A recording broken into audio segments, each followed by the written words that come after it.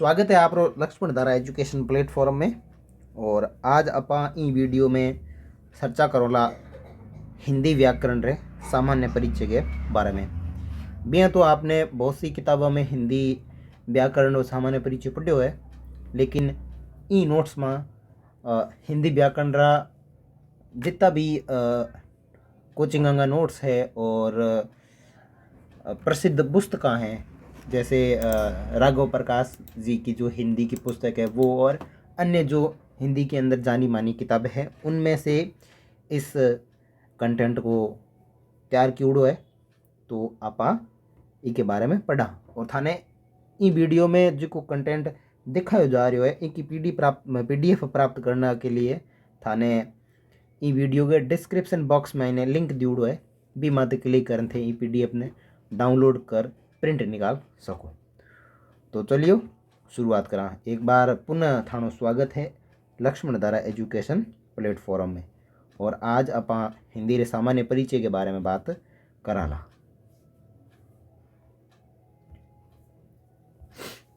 तो चलिए शुरुआत करा। तो हिंदी व्याकरण का सामान्य परिचय और व्याकरण और सामान्य परिचय के बारे में चर्चा करा। तो सब पहला देखा तो हिंदी जो को शब्द है वो की भाषा रो शब्द है। तो हिंदी स्वयं फारसी, पारसी या फिर ईरानी, यानी फारसी कह सको थे इन्हें, पारसी भी कह सको, या फिर ईरानी भाषाओं हिंदी शब्द री उत्पत्ति हुई है। यानी हिंदी तो स्वयं एक भाषा है, लेकिन हिंदी रो जो शब्द है हिंदी, इनकी उत्पत्ति फारसी भाषा से मानी जाती है। ठीक है। और हिंदी भाषा को क्रम की कर बनियो तो पहला अपना भारत में सिंधु नदी होती। ठीक है। सिंधु नदी रे कने जगह लोग रहता, बाने हिंदू कहता, और बा हिंदुओं की जगह भाषा होती, बाने हिंदी कहो, और भी हिंदुस्तान को क्रम बनियो। ठीक है। अब आगे देखा, भारतीय आर्य भाषा के इतिहास को 3 भागों में विभाजित करें: प्राचीन आर्य भाषा, मध्यकालीन आर्य भाषा और आधुनिक भारतीय आर्य भाषा। अब इन तीना ने अलग अलग टाइमिंग दिवड़ो है। जहाँ प्राचीन आर्य भाषा 1500 ईसा पूर्व से लेकर के 500 ईसा पूर्व रे मध्य ही, और मध्यकालीन आर्य भाषा 500 ईसा पूर्व लेन 1000 ईसा पूर्व तक ही, और आधुनिक आर्य भाषा की बात करा तो वो 1000 ईसा पूर्व मानी जाती है। ठीक है। अब प्राचीन आर्य भाषा देखने के बाद आप हिंदी भाषा रो उदय रे बात करांगे। उदय कब हुई हिंदी भाषा रो? तो हिंदी भाषा रे उदय वास्ते अपने 2 काल पढ़ना पड़े। एक तो आपने पढ़ा वैदिक काल, ठीक है, जिका में वैदिक काल आप पढ़ा, और एक पढ़ा लौकिक काल। देखो वैदिक काल रे मैंने वेद और उपनिषद लिखा, जगह वेद लिखुड़ा है अपने भारत में 4 वेद है। ठीक है ना, ऋग्वेद, ठीक है ना, इस प्रकार के ये जो वेद है, ऋग्वेद, यजुर्वेद, अथर्ववेद और सामवेद, तो वेद और उपनिषद है, आंगी रचना वैदिक काल में हुई। और उन बाद में एक लौकिक काल हो। ठीक है। लौकिक काल के महीने रामायण है, महाभारत है, पाली है, प्राकृत है, अपभ्रंश है, शौरसेनी और हिंदी की उत्पत्ति हुई। तो देखो थाने एक चीज दिख रही होगी, रामायण और महाभारत जिसकी लिखी गई वह लौकिक भाषा में लिखी गई, यानी लौकिक काल में लिखी गई, और वेद और उपनिषद है वह वैदिक काल में लिखी जाए। बंगो टाइमिंग 1500 से 1000 ईसा पूर्व हो, और लौकिक काल की बात करा तो 1500 ईसा पूर्व हो। ठीक है। अब यहाँ रामायण महाभारत लिखी, फिर पाली भाषा के अंदर एक ग्रंथ लिखी जो भी को नाम है त्रिपिटक, और वो जो को ग्रंथ है त्रिपिटक और बौद्ध धर्म संबंधित। एक बार प्रश्न आयो कि त्रिपिटक ग्रंथ किस भाषा में लिखा गया है? तो पाली भाषा में लिखा गया है, और ये बौद्ध धर्म से संबंधित है। ठीक है। और पाली के बाद में इसी काल में प्राकृत भाषा बनी, प्राकृत के बाद में अपभ्रंश बनी, और अपभ्रंश के बाद में शौरसेनी अपभ्रंश बनी, और शौरसेनी अपभ्रंश से ही हिंदी की उत्पत्ति हुई लगभग 1000 ईसा पूर्व के आसपास। ठीक है। तो लौकिक काल में थोड़ा ध्यान से देखो कि लौकिक काल में रामायण बनी, यानी रामायण लिखी गई, महाभारत लिखी जो, फिर पाली भाषा में एक त्रिपिटक बौद्ध ग्रंथ लिखी जो, फिर प्राकृत है, फिर अपभ्रंश है, फिर शौरसेनी अपभ्रंश है, और शौरसेनी अपभ्रंश हुई हिंदी की उत्पत्ति मानी जाए बा लगभग 1000 ईसा पूर्व के आसपास है।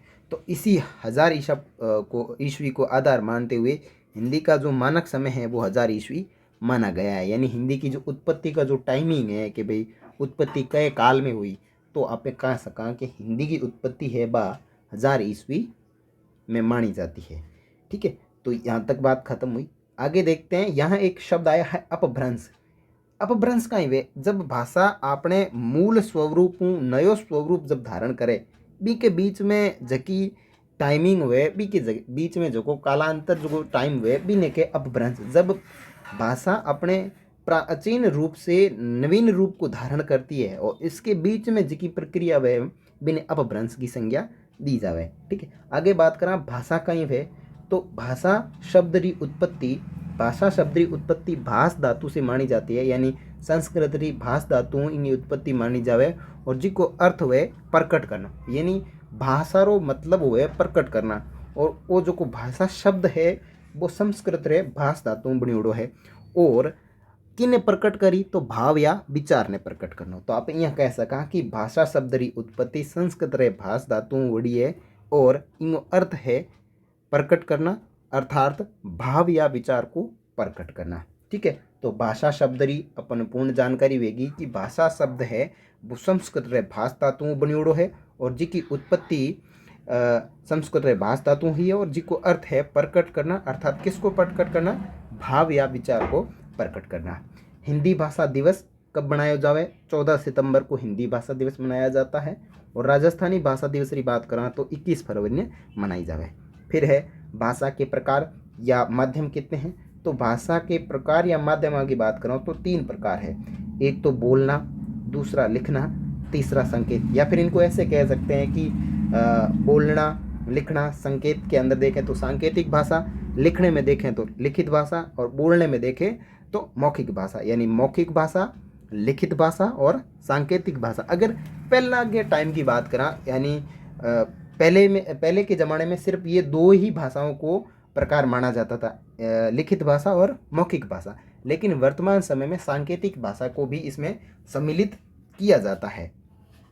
तो सरकार के द्वारा भी समय समय पर सांकेतिक भाषा को बढ़ावा दिया जा रहा है। तो वर्तमान में हिंदी के अंदर 3 प्रकार है, सांकेतिक भाषा, लिखित भाषा और मौखिक भाषा। अब जो मौखिक भाषा है या फिर बोलने का जो माध्यम है वो बिल्कुल सरल है और लिखित माध्यम है वो सरल तथा कठिन भी है। और अगर सांकेतिक भाषा की बात करें तो वो कठिन है। क्यों है? क्योंकि कठिन इसलिए है क्योंकि संकेत निर्धारित नहीं होते और प्रत्येक व्यक्ति को संकेत समझ में भी नहीं आते। अब जो व्यक्ति जिस व्यक्ति के संकेत करने वाले के भाई संपर्क में रह रहा है तो उसको पता है कि इस संकेत का मतलब ये है। संकेत निर्धारित तो होते नहीं है। भाई कोई व्यक्ति पानी मांग रहा है तो पानी के लिए जो संकेत करेगा तो ज़रूरी नहीं है कि वो सामने वाला वही संकेत समझे, वो कुछ और भी समझ ले उसको। तो इस प्रकार। और आगे है नोट, सार्थक अर्थ के बिना आने वाली ध्वनि, जैसे बस का हॉर्न है, सड़क संकेत है आदि, ये भी सांकेतिक भाषा में शामिल होते हैं। सार्थक अर्थ के बिना आने वाली ध्वनियाँ जो होती है वो किस में शामिल होती है? सांकेतिक भाषा में शामिल होती है। जैसे बस का हॉर्न हो गया, सड़क पर आप जा रहे हो तो किसी भी प्रकार के अगर चिन्ह बने हुए अपने को दिखाई देते हैं तो उनको अपन सांकेतिक भाषा में शामिल करते हैं। आगे देखें कि भाषा के कौशल कितने हैं। तो अब जब अपन हिंदी को थोड़ा डीपली पढ़ के अगर किसी शिक्षक भर्ती की तैयारी करते हैं तो उसके अंदर हमारे को भाषा के कौशल भी पूछे जाते हैं। तो जिसमें सुनना, लिखना, बोलना और पढ़ना ये भाषा के कौशल है। तो भाषा के कौशल अलग है और भाषा के प्रकार अलग है। ठीक है ना। कौशल का मतलब है भाषा को सुनकर ग्रहण किया जा सकता है, भाषा को लिख कर ग्रहण किया जा सकता है, भाषा को बोल करके ग्रहण किया जा सकता है और भाषा को पढ़ करके ग्रहण किया जा सकता है। ठीक है ना। तो ये भाषा के कौशल है। इनको बोला जाता है सुबोपोली, यानी सुनना, बोलना, लिखना और पढ़ना। ठीक है। फिर मारिया मोंटेसरी जी ने भी भाषा के कौशल बताए हैं। और आगे देखें भारतीय संविधान में हिंदी भाषा। तो अब ये बहुत ही महत्वपूर्ण है कि भारतीय संविधान के अंदर हिंदी भाषा को किस तरीके से रखा गया है और क्या क्या हिंदी के बारे संदर्भ में अपने को जानकारी पढ़नी है उन्हें बारे में देखा। तो भारतीय संविधान की अनुसूची 8, भाई कुल 12 अनुसूचियाँ हैं भारतीय संविधान में, भी में अनुसूची संख्या 8 में हिंदी सहित कुल 22 भाषाएं शामिल हैं। यानी भारतीय संविधान की सूची अनुसूची जो कि 8 है, भी मैंने हिंदी सहित यानी हिंदी को शामिल करते हुए टोटल 22 भाषाएं जो आधिकारिक भाषाएं हैं। ठीक है। और अनुच्छेद की बात करा तो अनुच्छेद 17 और भाग की बात करा तो भाग 17 और अनुच्छेद की बात करा तो 343 से 351 तक हिंदी के किस भाषा का होने का उल्लेख है? हिंदी के राजभाषा होने का उल्लेख है। तो देखो अपन ने देखा कि अनुसूची 8 में 22 भाषाएं हैं और भाग री बात करा तो संविधान के भाग 17 और अनुच्छेद की बात करा तो अनुच्छेद 343 351 रे पीछे भारत री राजभाषा की बात करा तो हिंदी रो उल्लेख मिले। और संविधान री अनुसूची 8 में 22 भाषाएं कौन कौन सी है तो बिन एक बार पे देख लिया। सब पहला असमिया है, फिर बांग्ला भाषा है, फिर गुजराती है, फिर हिंदी, फिर कन्नड़ है, फिर कश्मीरी है, कोंकणी है, मलयालम है, मणिपुरी है, मराठी है, नेपाली है, उड़िया है, पंजाबी है, संस्कृत है, सिंधी है, तमिल है, तेलुगु है, उर्दू है, बोडो है, संताली है, मैथिली है और डोंगरी है। ये टोटल 22 भाषाएं भारतीय अनुसूची 8 में शामिल है। और आगे देखा तो इनमें 14 भाषाएं संविधान के प्रारंभ में ही शामिल कर ली गई, अर्थात 26 जनवरी 1950 ने जब भारत संविधान लागू हो बी टाइम ये भाषाएं शामिल कर ली थी। टोटल 14 भाषाएं और बाकी की जकी भाषाएं हैं, यानी टोटल 22 भाषाएं हैं, तो बाकी की जकी भाषाएं हैं बाद में संविधान संशोधन कर और 8 अनुसूची में जोड़ी गई। तो कितना संविधान संशोधन और कौन कौन सी भाषा जोड़ी तो वह अपने लिए बहुत इंपॉर्टेंट है। तो इनमें आप कुल 3 संविधान संशोधन पर डाला, बाकी अपन डेट कौन सा संविधान संशोधन और कौन सी भाषा जोड़ी गई बा अपन याद रखनी बहुत जरूरी है, बा अपने एग्जाम में कई बार पूछी जाए। तो देखो वर्ष 1966 में सिंधी भाषा को 21वें संविधान संशोधन अधिनियम के द्वारा अनुसूची 8 में जोड़ा गया। तो 14 भाषाएं पहला ही और 15वीं भाषा के रूप में वर्ष 1966 में कयो संविधान संशोधन 21वां संविधान संशोधन कर और सिंधी भाषा ने भारतीय अनुसूची 8 में 15वीं भाषा के रूप में सिंधी को शामिल किया गया।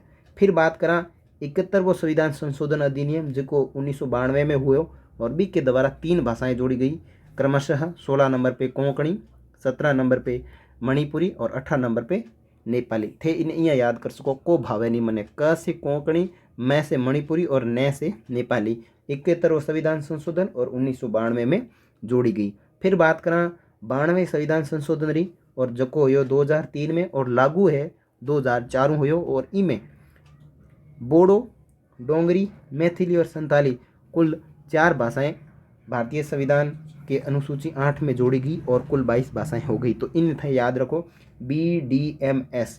कैसे याद रखो BDMS यानी बोडो, डोंगरी, मैथिली और संताली।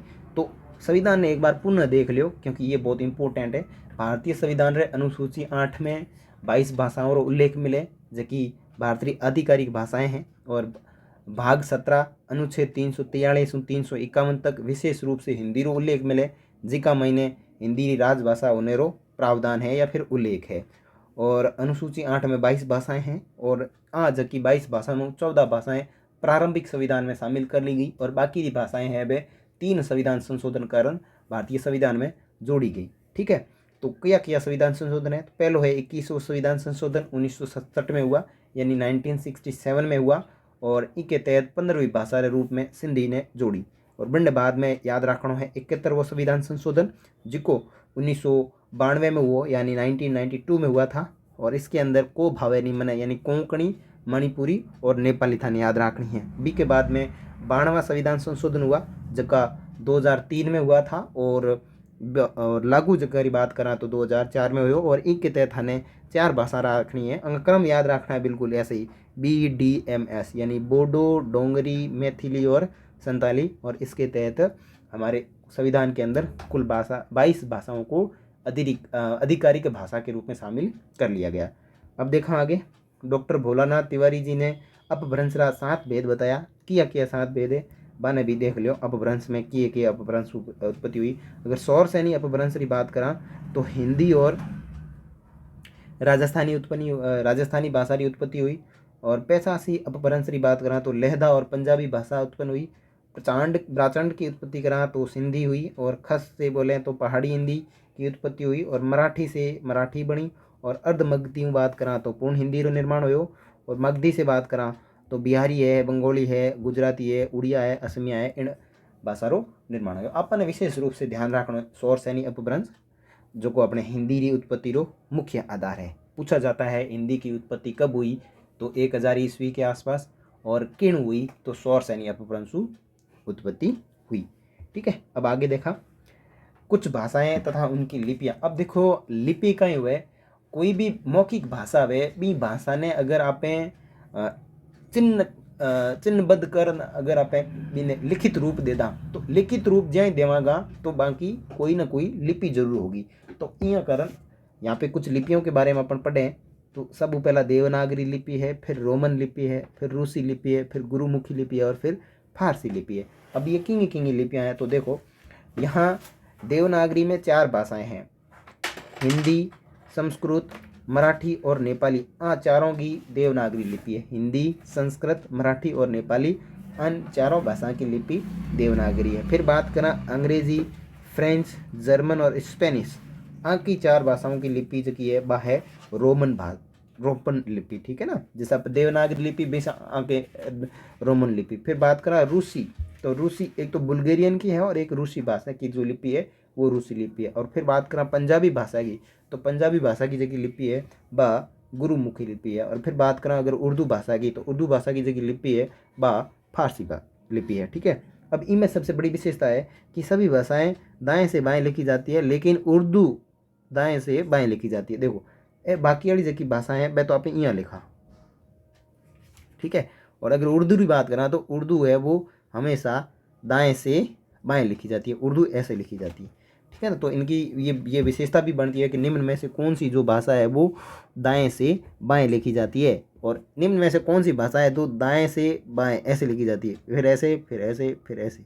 तो ये थी कौन सी, जो सिंधु घाटी सभ्यता की जो लिपि है ना उसकी विशेषताओं में ये देखने को मिलती है। तो ये वाली सिंधु घाटी सभ्यता में, और ये जो है उर्दू भाषा, और ये बाकी की जो जितनी भी भाषाएं हैं, जैसे अंग्रेजी की बात कर लो, पंजाबी की बात कर लो, रूसी की बात कर लो, और शायद देवनागरी की बात कर लो।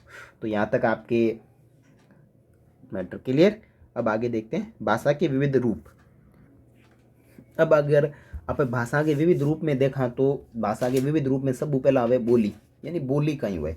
तो एक क्षेत्र विशेष में अगर विचार अभिव्यक्ति का कोई माध्यम है तो उसे बोली कहेंगे। यानी एक क्षेत्र विशेष मतलब छोटे से क्षेत्र में अगर अभिव्यक्ति का माध्यम है उसे अपन बोली कहते हैं। जैसे अपने घर के आसपास या अपना समाज के क्षेत्र में अलग अलग तरह की, हर एक समाज में अलग अलग बोली बोली जाती है, तो वो उसका एक निश्चित क्षेत्र हो गया। और क्षेत्र विशेष में अभिव्यक्ति यानी अपने भाव प्रकट करने का जो माध्यम होता है उसे बोली कहते हैं, और इसका क्षेत्र बहुत ही सीमित होता है। ठीक है ना, तो जैसे बोली के अंदर देखें तो बदेली है, बुंदेली है, छत्तीसगढ़ी है, अवधी है, ये सारी बोलियां हैं। फिर बात करें उपबोली की कि भाई उपबोली कहीं हुआ है, तो एक से अधिक स्थानीय बोलियां मिलकर के इसका निर्माण करती है। जैसे अवधी में पश्चिमी जौनपुर की बघौनी बोली एक उपबोली है, यानी जैसे बहुत सी बोलियां मिलकर के एक उपबोली का निर्माण करती है। जैसे कुछ परिवारों की भाषाएं मिलकर के एक सामाजिक बोली उपबोली का निर्माण करती है, यानी एक से अधिक स्थानीय बोलियां मिलकर के जिसका निर्माण करती है वो उपबोली कहलाती हैं। फिर बात करें उपभाषा की, तो एक से अधिक बोलियां उपभाषा का निर्माण करती है, जिसका यानी जब किसी बोली साहित्यिक रचना हो जाती है, यानी जिस भी बोली की अगर साहित्यिक रचना हो जाती है तो वो उपभाषा बन जाती है। जैसे पश्चिमी हिंदी हो गई, पूर्वी हिंदी हो गई, इस प्रकार। फिर बात करें भाषा की, तो एकाधिक उपमाएं मिलकर के भाषा का निर्माण करती है, अर्थात जब 2 या 2 से अधिक उपभाषाएं मिलकर के एक हो जाती है तो भाषा बन जाती है। ठीक है ना, जैसे हिंदी भाषा के अंतर्गत पूर्वी हिंदी और पश्चिमी हिंदी। और फिर बात करें राजभाषा की, यानी किसी राज्य विशेष में सरकारी कामकाज को संपन्न करने के लिए जिस भाषा का प्रयोग किया जाता है वो राज्य की भाषा कहलाती है। जैसे गुजरात की गुजराती है, बिहार की बिहारी भाषा है, इस प्रकार। और अगर आगे देखें राष्ट्रभाषा, तो किसी राष्ट्र में सार्वजनिक रूप से प्रयुक्त होने वाली भाषा जिसका प्रयोग संपूर्ण राष्ट्र द्वारा किया जाता है, अर्थात राष्ट्र के अधिकांश भाग में सर्वाधिक भाग में बोली जाने वाली जो भाषा है वह राष्ट्रभाषा कहलावे। और आगे बात करें मातृभाषा की, तो मातृभाषा का मतलब है माँ के मुख से बोली जाने वाली भाषा, अर्थात वह भाषा जिसका प्रयोग घर परिवार अथवा समाज में किया जाता है उसे मातृभाषा कहा जाता है। मातृभाषा का संबंध केवल माँ के मुख से ही नहीं है, बल्कि घर है, परिवार है और उसके समाज में बोली जाती है, उस भाषा को मातृभाषा की संज्ञा दी जाती है। और फिर बात करें राजनीतिक भाषा की, तो एक देश से दूसरे देश के मध्य पत्र व्यवहार हेतु प्रयुक्त की जाने वाली भाषा और राजनीतिक भाषा अत्यंत शिष्ट एवं औपचारिक भाषा मानी जाती है। क्यों मानी जाती है? क्योंकि एक देश से दूसरे देश के बीच में अगर आप भाषा का प्रयोग कर रहे हो तो वहाँ आपकी भाषा बिल्कुल अच्छी होनी चाहिए, ताकि उससे देश के संबंध है वो प्रगाढ़ हो। ऐसा नहीं कि आप ऐसी वैसी भाषा का प्रयोग कर रहे हैं और वहाँ से उस देश के साथ में अगर संबंध टूट जाते हैं तो उसको आर्थिक नुकसान है, सांस्कृतिक नुकसान है, विभिन्न तरह का नुकसान अपने को झेलना पड़ता है। इसलिए राजनीतिक भाषा को शिष्ट एवं औपचारिक भाषा की संज्ञा दी जाती है। अब अपन बात करेंगे व्याकरण की, कि व्याकरण क्या होता है। यहाँ तक तो अपन ने सामान्य परिचय देखा कि भाई हिंदी की उत्पत्ति कैसे हुई, संविधान के अंदर हिंदी की क्या स्थिति है, और हिंदी भाषा के रूप क्या है, और भाषा का मतलब क्या है, ये सामान्य जानकारी देखी। अब देखेंगे व्याकरण, यानी व्याकरण क्या होता है, किस तरीके से होता है। तो देखो, सबसे पहले व्याकरण का अर्थ देखते हैं कि व्याकरण कहते किसे हैं, व्याकरण बना कैसे है। देखो, व्याकरण शब्द है वो वी धन आ धन करण से बना है, 3 शब्दों से मिलकर बना है, वी धन आ धन करण, और इसका अर्थ होता है भली भांति समझना। व्याकरण का मतलब क्या होता है?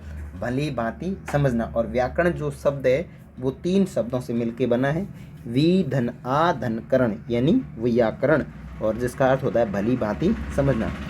अब इसकी थोड़ी डेफिनेशन देख लेते हैं कि व्याकरण एक ऐसा ग्रंथ है जो किसी भाषा को भली भांति समझने के लिए प्रयोग किया जाता है। व्याकरण एक ऐसा ग्रंथ है जका की भी भाषा ने अपने समझने के लिए प्रयोग किया जाता है। जरूरी नहीं केवल हिंदी का ही व्याकरण है, अंग्रेजी का भी व्याकरण है, संस्कृत भाषा का भी व्याकरण है। तो व्याकरण जो है वो किसी भी भाषा को समझने के लिए, उसको अच्छी तरीके से समझने के लिए हम व्याकरण का प्रयोग करते हैं। अर्थात व्याकरण एक ऐसा ग्रंथ है जो हमें शुद्ध उच्चारण, शुद्ध लेखन और शुद्ध प्रयोग की जानकारी देता है। तो अपन व्याकरण के बारे में कोई पूछे तो व्याकरण के बारे में ये जानकारी दे सकते हैं कि व्याकरण जो है वो 3 शब्दों से मिलकर बना है, वी धन आ धन करण, और जिसका अर्थ होता है भली भांति समझना। और व्याकरण एक ऐसा ग्रंथ है जो हमें शुद्ध उच्चारण, शुद्ध लेखन तथा शुद्ध प्रयोग की जानकारी देता है। ठीक है। और व्याकरण को हम 3 भागों में बांट करके अध्ययन करते हैं। और वो 3 भाग कौन कौन से हैं? पहला वर्ण विचार, शब्द विचार और वाक्य विचार। तो व्याकरण का अर्थ पता चल गया, व्याकरण की परिभाषा पता चल गई, और व्याकरण के प्रकार पता चल गए। यानी व्याकरण को अध्ययन की सरलता की दृष्टि से हम 3 भागों में विभाजित करते हैं। पहले पार्ट में पढ़ते हैं वर्ण विचार, दूसरे पार्ट में पढ़ते हैं शब्द विचार, और तीसरे पार्ट में पढ़ते हैं वाक्य विचार। तो अपने को 3 इका जगह प्रकार है वे भी पता चल गया। अब आगे देखा, सबू पहला बात करा वर्ण विचार की, कि वर्ण विचार कहीं हुए और वर्ण विचार के अंदर अपे की न अध्ययन करा। तो वर्ण विचार, और वर्ण विचार में सबू पहला बात करा कि वर्ण कहीं हुए। तो वर्ण भाषा की वह सबसे छोटी इकाई होती है जिसके और अधिक टुकड़े नहीं किए जा सकते। कहने का तात्पर्य यह है कि वर्ण जो होता है वो भाषा में सबसे छोटी इकाई मानी जाती है। छोटी इकाई से तात्पर्य यह है कि इसके और अधिक टुकड़े अपन नहीं कर सकते। और अगर ऐसे भी कहें दूसरे रूप में तो ये कह सकते हैं कि लिखित रूप से भाषा की सबसे छोटी इकाई है वो वर्ण मानी जाती है। और वर्ण को 2 भागों में विभाजित करते हैं, एक तो स्वर के रूप में और दूसरा व्यंजन के रूप में। तो देखो, हमने पढ़ा वर्ण, वर्ण भाषा की सबसे छोटी इकाई होती है और इसके अधिक टुकड़े नहीं कर सकते। और लिखित रूप से बात करें तो लिखित रूप से भी भाषा की सबसे छोटी इकाई वर्ण होता है। और वर्ण को हम 2 भागों में विभाजित करते हैं, एक तो स्वर के रूप में, दूसरा व्यंजन के रूप में। ठीक है। देखो, ये जो वर्ण है इसके और अधिक टुकड़े नहीं कर सकते। जैसे मैंने लिखा क, ये वर्ण है। अब इसके और टुकड़े में करना चाहूँ तो इसको ऐसे लिख सकता हूँ, क आधा धन अ निकाल दिया। अब अ निकालने के बाद में पीछे क्या रखा? आधा क रखा। अब इसको मैं और टुकड़े कैसे करूँगा? क्या पॉसिबल है कोई इस और टुकड़े करना है? पॉसिबल नहीं है ना। तो ये होती है वर्ण की सबसे छोटी से छोटी इकाई जिसके और अधिक टुकड़े नहीं कर सकते। अब आंखें देखें ध्वनि की। ध्वनि क्या है? ध्वनि, ध्वनि यानी मौखिक रूप से भाषा की सबसे छोटी इकाई ध्वनि होती है, और लिखित रूप से भाषा की सबसे छोटी इकाई वर्ण होती है। देखो, मौखिक रूप से भाषा की सबसे छोटी इकाई ध्वनि होती है, अर्थात जब किसी अक्षर या वर्णों के समूह को मौखिक रूप दे दिया जाता है तो उसे ध्वनि कहते हैं। देखो, जब किसी अक्षर या वर्णों के समूह को मौखिक रूप दे दिया जाता है तो उसे हम ध्वनि कहते हैं। जैसे मैंने यहाँ पे ये लिख दिया व्यंजन, अब मैं बोल रहा हूँ व्यंजन, तो ये क्या है? मौखिक है और ध्वनि निकल रही है। तो ध्वनि जो है मौखिक भाषा की सबसे छोटी इकाई है और ध्वनि का लिखित रूप ही वर्ण है। तो क्या वर्ण ध्वनि बन सकता है? बिल्कुल बन सकता है। मैंने लिखा क, क क्या है? क एक वर्ण है। क अगर मैंने बोला मौखिक रूप में तो वो ध्वनि है, और अगर मैंने क बोल के उस क को लिख दिया तो ध्वनि का लिखित रूप वर्ण है और वर्ण ध्वनि बन सकता है। तो यहाँ भी ये इसने कहा है कि अर्थात जब हम किसी अक्षर या वर्ण के समूह को मौखिक रूप दे देते हैं तो उसे ध्वनि कहते हैं, और ध्वनि मौखिक भाषा की सबसे छोटी इकाई मानी जाती है। तो हमने यहाँ पे दो छोटी इकाइयों के बारे में बात की। पहली छोटी इकाई है वो है लिखित रूप से सबसे छोटी इकाई तो वर्ण, और भाषा की सबसे छोटी इकाई तो वर्ण। अगर हम मौखिक रूप से भाषा की इकाई के बारे में बात करें तो सबसे छोटी इकाई क्या होगी? ध्वनि होगी। अब आगे देखते हैं भाई वर्ण और ध्वनि में अंतर किस प्रकार से अपन कर सकते हैं। देखो वर्ण और ध्वनि में अंतर आप कैसे निकालेंगे, तो एक शब्द लिखा कमला, ठीक है। अब कमला शब्द है, इसके अंदर ध्वनि कितनी है? क, मैं और ला, कितनी ध्वनि है? 3 ध्वनि है। और अगर वर्ण की बात करें तो वर्ण 6 है। देखो क के अंदर फिर अ मिला हुआ है, फिर म के अंदर अ मिला हुआ है, फिर ल के अंदर आ मिला हुआ है। तो वर्ण कितने और ध्वनि कितनी? वर्ण और ध्वनि में किस तरीके से अंतर है वो आपको यहाँ पे देखने को मिल जाएगा। और अपने दूसरे उदाहरण भी यहाँ पे अपन ने दे रखा है कि कमल है, कमल के अंदर 3 ध्वनि है लेकिन वर्ण कितने हैं? 5 है। तो इस प्रकार से इनको अपन समझ सकते हैं। देखो यहाँ देखिए प व्यंजन है और ये वर्ण है ये व्यंजन है और ये वर्ण है। ये भी डिफरेंट होना जरूरी है, आपको समझ में आना चाहिए। इसको अपन वर्ण कह सकते हैं। प व्यंजन को वर्ण में कैसे समझेंगे अपन, तो प को आप प के अंदर से अगर स्वर ध्वनि को निकाल दोगे तो स्वर रहित जो शब्द बनेगा वो वर्ण होगा, ठीक है ना। आगे बात करें अक्षर की। अक्षर का मतलब क्या है? अधन-क्षर, यानी जिसका नाश न हो। अक्षर मुख के द्वारा उच्चारित वह ध्वनि है जिसका नाश नहीं हो, अर्थात हवा के एक ही प्रवाह में अगर उसको बोल दिया जाता है तो वो ध्वनियाँ अक्षर कहलाती है। जैसे राम, श्याम, ओम, यानी मुख से उच्चारित होने वाली वह ध्वनि जिसका नाश नहीं हो और एक ही प्रवाह में अगर उसको बोल दिया जाता है तो वो हमेशा अक्षर कहलाती है। जैसे आपने एक ही सांस में बोल दिया राम, श्याम, ओम, तो ये जो है वो अक्षर कहलाते हैं। अब आगे देखिए शब्द। शब्द किसे कहते हैं? वर्णों का सार्थक समूह। यहाँ जो शब्द है ये यहाँ पे न लिखें, ठीक है ना। वर्णों का सार्थक समूह जो है वो शब्द कहलाता है। जैसे यहाँ पे क, मैं और ल। कमल एक सार्थक अर्थ देता है, भाई कमल किसी व्यक्ति का नाम हो सकता है, कमल का फूल हो सकता है। तो वर्णों का सार्थक समूह जो है वो शब्द है, और अर्थ के आधार पर भाषा की सबसे छोटी इकाई क्या है? वर्ण है। और लिखित रूप से सबसे छोटी इकाई क्या है? लिखित रूप से भाषा की सबसे छोटी इकाई वर्ण है, और अर्थ के आधार पर बात करें तो अर्थ के आधार पर भाषा की सबसे छोटी इकाई शब्द है, ठीक है ना। और मौखिक भाषा की सबसे छोटी इकाई ध्वनि है। अब आगे देखें वाक्य। वाक्य किसे कहते हैं? तो शब्दों के सार्थक समूह, अर्थात 2 या 2 से अधिक शब्द मिलकर के किसी पूरे अर्थ का बोध कराते हैं तो उसे क्या कहते हैं? उसे हम वाक्य कहते हैं। जैसे राम खाना खाता है, तो यहाँ अपने को सार्थक अर्थ मिल रहा है, यानी इसका कोई ना कोई अर्थ मिल रहा है, तो इसलिए इसको कहेंगे वाक्य। यानी शब्दों का सार्थक समूह जो हमारे को एक पूरे अर्थ का बोध कराता है उसे वाक्य कहते हैं, और वाक्य का निर्माण सार्थक शब्दों से होता है। अब देखें आगे वाक्यांश किसे कहते हैं? तो वाक्यांश जो शब्द है वो वाक्य धन अंश से बना है, और जिसका अर्थ होता है जब 2 या 2 से अधिक शब्द मिलते हैं परंतु पूर्ण अर्थ का बोध नहीं कराते हैं उसे हम वाक्यांश कहते हैं। Very very important. वाक्यांश वाक्य और शब्द। शब्द सार्थक अर्थ ध्वनि देने वाले या सार्थक शब्दों का समूह मिल करके हम वाक्य का निर्माण करते हैं, और वाक्य के अंदर पूरे अर्थ का बोध होता है, ठीक है। और वाक्यांश की बात करें तो वाक्य धन अंश, जब 2 या 2 से अधिक शब्द मिलते हैं और 2 या 2 से अधिक शब्द मिलकर के पूरे अर्थ का बोध नहीं कराते हैं तो हम उसे वाक्यांश की संज्ञा देंगे। जैसे ईश्वर पर विश्वास करने वाला, तो ये जो शब्द है या ये जो वाक्य है इसके अंदर निर्धारित नहीं है कि ईश्वर पर कौन विश्वास कर रहा है। और दूसरा जो उदाहरण दिया हुआ है वो दिया हुआ है जिसके जैसा कोई न हो। अब किसके जैसा कोई न हो, यानी पूर्ण अर्थ का बोध नहीं हो रहा है जब तक हमारे को किसी भी वाक्य में पूर्ण अर्थ का बोध नहीं होगा तो उस जगह उसको कहेंगे वाक्यांश। उस जगह उसको जो संज्ञा दी जाएगी, संज्ञा में उसको हम वाक्यांश की परिभाषा देंगे, और जिसके अंदर हमारे को पूर्ण अर्थ का बोध हो जाता है तो उसे हम वाक्य की परिभाषा में शामिल करेंगे। और उसके बाद में एक मोस्ट इम्पोर्टेंट आता है पद, यानी जब किसी शब्द को वाक्य में प्रयोग किया जाता है और वह शब्द का अन्य शब्दों के साथ संबंध स्थापित हो जाए तो उसे शब्द को व्याकरणिक रूप मिल जाता है। यानी जब किसी शब्द को अपन एक वाक्य में प्रयोग करते हैं और उसी शब्द को अन्य शब्दों के साथ संबंध स्थापित करवा कर उसको एक व्याकरणिक रूप में बना दिया जाता है तो उसे पद कहते हैं। जैसे महेश फुटबॉल खेलता है, यहाँ ये एक पूरा वाक्य है और इस वाक्य में अपन इसे समझे कि महेश इसमें क्या है, पद करता है, फुटबॉल क्या है, इसमें पद कर्म है, और खेलता क्या है, पद क्रिया है। तो यहाँ एक व्याकरणिक रूप बना दिया गया है।